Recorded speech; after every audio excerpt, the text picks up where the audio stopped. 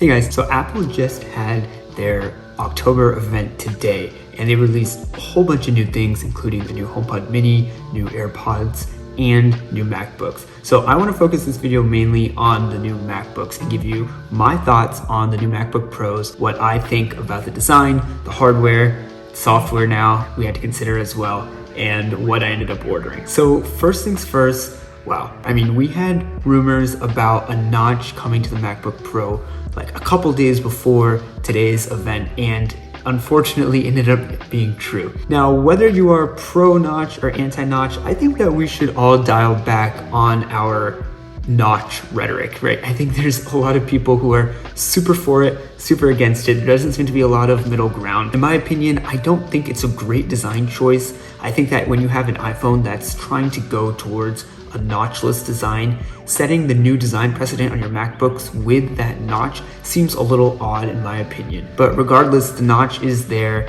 and whether you hate it or not, you're gonna have to get used to it if you wanna get one of these new MacBook Pros. Again, I prefer a laptop without a notch, but if it's there, I don't really have a choice. And that kind of brings me one quick aside is that, being part of this one ecosystem, definitely has pros and cons, and this is definitely one of those cons where if you wanna get a certain device that has certain hardware and specs inside, you're gonna have to sacrifice on some design language because you don't have any other options really. So unfortunately, I'm gonna have to sacrifice what I think is good design because the internals are what really matter more and are gonna be more important, and I can't really leave the ecosystem for better or for worse. So like I said, it is what it is, and we'll all just have to get over it. But let's talk about some of the really great features that are now in these MacBook Pros, things that I was not expecting at all. The first is 120 Hertz display. So that's right, ProMotion is now on your MacBook Pro. And if you haven't experienced it before on an iPhone Pro or on an iPad Pro, you should definitely check it out because it is such an incredible experience. If you guys know me, I've said this in a lot of videos before, if you're gonna get an iPad, I only recommend getting the iPad Pro for note takers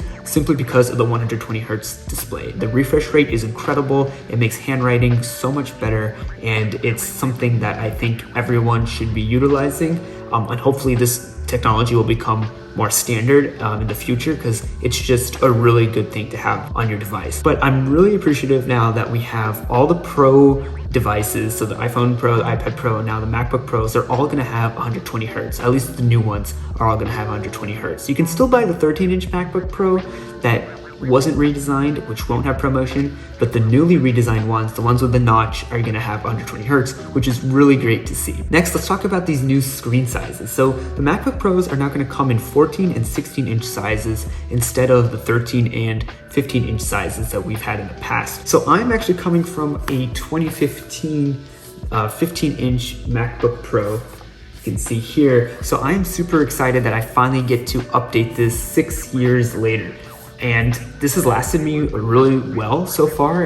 It's still working pretty well, but it's definitely needing an upgrade. And one of the things that I actually really enjoyed about my MacBook was that I had plenty of ports, and a lot of these ports are now back on the new MacBook Pro. So on this 2015 one, I had an HDMI and an SD card and MagSafe. And those ports are all now back on these 2021 MacBook Pros. And on top of that, you're still gonna keep your USB-C Thunderbolt ports. These are going to be Thunderbolt 4 ports, which is great to see. And you're still gonna keep your headphone jack as well, but now you're also getting back your HDMI and your SD card slots if that's important to you. Now, the Magsafe Charger coming back was kind of a mixed reaction for me. I think MagSafe was a really great idea, but it definitely thought it was dated on the laptops. I definitely prefer a more universal charging experience, but thankfully you can still charge these MacBook Pros with USB-C. So if you don't want to use MagSafe, I don't think you have to, but I think it might be faster with MagSafe than with USB-C. Regardless, I'm really hoping that I can just charge with USB-C to simplify my charging solution, so I don't need like 3 cables for all my different devices, because that is what I've been doing so far, and it's definitely not a fun time. Another great thing about the new MacBook Pros is that they have a 1080p webcam now, which is something the MacBook Pros have never had before, which is really crazy to think about, that we're finally getting 1080p on your webcam in 2021. Now, I think the problem that I had with the notch, not only in terms of like the way it looks aesthetically, and maybe even software optimization, which I can talk about later, but there's no Face ID in these webcams. So the notch isn't actually adding like very much value in terms of what you can do with it. Like in the iPhones, the notch was there because then they added Face ID, right? And you needed all that hardware to fit in a bigger amount of space, so they added a notch. In this case, they're not adding anything new from what I can tell, except for updating the camera to be 1080p, and I don't know if it necessarily needs to take up that much space or not. So maybe in the future they'll be adding Face ID, and they're setting the design precedent for that reason. Or maybe they do need that much space just for the 1080p camera. I'm not entirely sure. Now, the other problem with the notch that I can see is poor software optimization. Whether you like the way it looks in terms of the design on your screen or not, it really boils down to how the software is going to utilize the notch, right? Is it going to hide it most of the time? Is it going to try to work around it like it does on the iPhones? How is the software going to make do with such an interesting design choice? And from what I could tell in the presentation, the software optimization of the notch wasn't great. The way the menu bars were wrapping around the notch didn't seem very clean. It seemed a little clunky, and it wasn't something that I thought was the optimal use of the notch. I think the best examples that Apple showed at today's event were when the apps were in full screen and the notch was completely blacked out. If there is an option in macOS Monterey to completely black out that top layer and just shift everything down, I think that would be a good idea, so that no one that has to keep the notch if they don't want to,